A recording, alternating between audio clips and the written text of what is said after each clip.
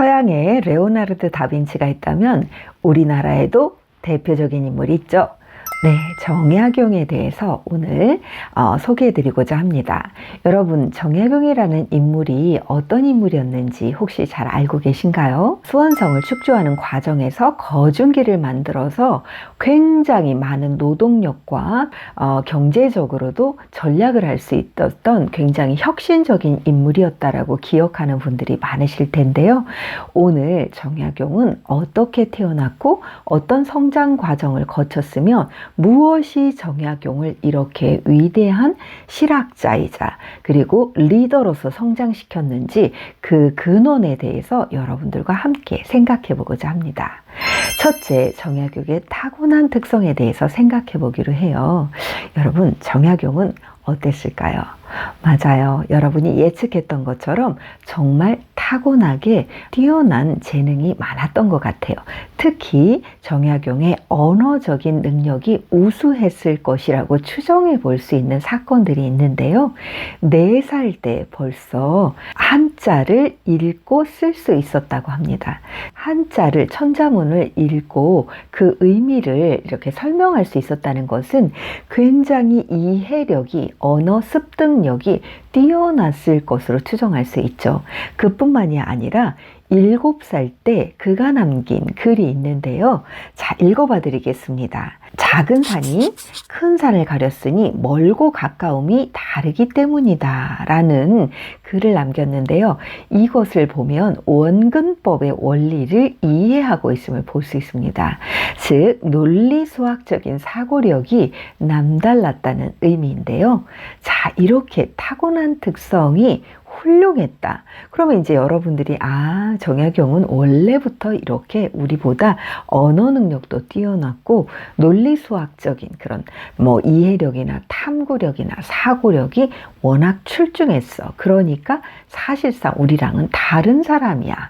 딱히 우리가 글을 보면서 우리랑 별 세계의 사람이기 때문에 닮을 것이 없어. 본받을 점이 없어. 이렇게 생각할 수 있을 텐데요. 과연 그럴지 그럼 그 다음 특성에 대해서 살펴보도록 하겠습니다. 자, 정약용의 마음 자세에 대해서 살펴보도록 하겠습니다. 여러분, 정약용에 대해서 생각해 보면 아주 많은 특성들이 있을 수 있는데 저는 특히 마음 자세에 대해서 이야기를 할 때는 정말 사람을 대하는 태도를 꼽고 싶어요.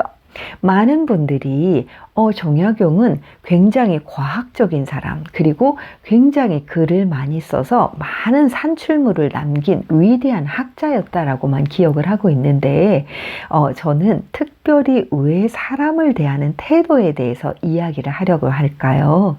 자, 많이들 논리수학적 지능, 언어 지능이 좋으면 블라블라 말을 잘하고 또 굉장히 위대한 아이디어를 많이 발현해내니까 뛰어날 것이다 라고만 생각을 하는데 그 뛰어남 뒤에는 사람에 대한 태도가 중요한 역할을 합니다. 우리 주위에는 아주 위대한 과학자들 많이 있죠. 그리고 글을 잘 쓰는 사람들 많습니다. 그런데 진심으로 그의 생각이 어디에서부터 출발을 했느냐가 그의 업적을 설명해주는 중요한 관건이 되는데요. 정약용의 경우는 어떻게 하면 조선이 더 잘 살 수 있을까라는 부분들을 늘 고민했어요. 물론 정약용은 양반 집안에서 태어났죠. 그래서 천민이라든지 그리고 많은 가난한 농민들이 어렵게 사는 부분들을 잘 알 수는 없었어요. 근데 그 당시에 수많은 사람들이 입신양명해서 정치계에 나가서 높게 출세하려고 하고 또 관직에 오르고 나면 부를 누리는 부분들이 굉장히 일반적이었는데 정약용은 그에 관심이 있었던 것이 아니라 왜 이 가난을 면치 못할까? 어떻게 하면 농사를 더 좋은 결과를 낼 수 있을까?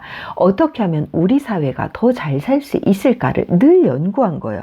그러다가 보니까 어떤 말을 했냐면 고관대작들에게 토지 대신 월급제를 시행하자고 주장하지를 않나, 또 벼슬을 얻지 못한 양반들도 농민들처럼 농사를 짓거나 특수 작물을 재배할 것을 권유하기도 했고요. 또 농업을 세분화해서 과수원, 또 축산업, 어업 등에 대해서 연구하면서 새로운 일자리들을 계속 만들려고 노력했다라고 합니다. 또 수공업을 하는 분들도 따로따로 하시지 마시고 수공업을 하는 사람들끼리 모여서 서로 협업을 하다 보면 이 일이 훨씬 효율적으로 돌아갈 수 있고, 당신이 알고 있는 기술을 서로 전해주면서 점점 발전시켜 나간다면 우리 조선이 훨씬 더 잘 살 수 있을 것이다 라고 하면서 연구하고 글을 쓰고 알리고 이랬대요. 자, 이런 반응에 대해서 우리 조선사회는 어땠을까요? 그렇죠. 매일매일 상소가 올라갔다라고 합니다.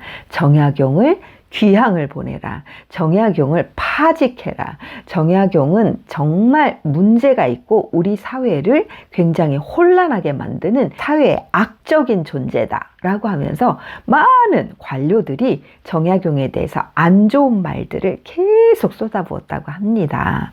자, 정약용의 마음 태도는 여러분이 알게 된 것처럼 이렇게 왜 어떻게 하면 우리 사회를 더 행복하게 할까라는 부분들을 자신이 갖고 있는 언어나 논리수학적 지능으로 끝난 게 아니라 자신이 가지고 있는 좋은 재능을 활용해서 많은 사람들을 편리하고 이롭게 하려고 애쓴 흔적들이 보이죠. 셋째, 정약용은 영조에 의해서 사도세자가 죽던 그 해에 태어났고요. 그리고 정약용이 과거에 급제를 하고 사회에 진출한 시대는 정조 임금 시대에 활약을 한 인물입니다. 그 시대에는 노론이 워낙은 왕성한 시대였기 때문에 다소 이제 보수적인 그런 성향들이 강했죠. 근데 어때요? 정조는 매우 혁신적인 인물이었죠. 양반도 일을 해야 한다 하지를 않나, 양반에게 월급제를 해야 한다라고 하지를 않나, 아주 각종 다양한 이런 제안들을 할 때마다 양반들이 굉장히 격분을 하는, 그러다가 보니까 이렇게 싸움이 일어나고 있는 시대였던, 그래서 정조 임금은 사실상 더 높은 벼슬을 정약용에게 하사할 수도 있었었는데 많이 아끼면서도 한직으로 내보내거나 마지못해 귀양을 보내는 이런 일들이 굉장히 많았습니다. 자, 이 사회가 이 인물의 능력을 충분히 품고 그것을 활용할 수 있는 시대가 되지 않았던 거죠. 그래서 그 당시에 정조 임금은 정약용은 일부러 한지로 보냈는데 그때마다 가서 정약용은 자기가 구상했었던 그런 좋은 정치적인 아이디어들을 그 지역에 시범적으로 적용해보고 또 농업기술도 한번 실제로 실행해보고 이런 것들을 기록하고 또 이런 것들을 또 정조 임금과 소통하기도 했습니다. 우리나라에도 굉장히 탁월하고 우수한 인재들이 많이 있죠. 그런데 이 인재들이 많이들 좌절감을 느끼곤 합니다. 왜? 벌써 입시제도에서, 그러니까 학교에서 생활하는 것도 어려울 뿐만 아니라 좋은 학교에 진학하는 문제도 우리가 정한 입시제도가 쉽지 않은 거죠. 그러다 보니 우리나라에서는 공정함이 굉장히 강하게 작동을 하고 우수한 인재들의 독특함이 사회적으로 수용되지 못하고 이런 인재들이 사회에서 기여할 수 있는 환경이 조성이 되지 못해서 많은 인재들이 빛을 발하지 못하는 현상들이 있습니다.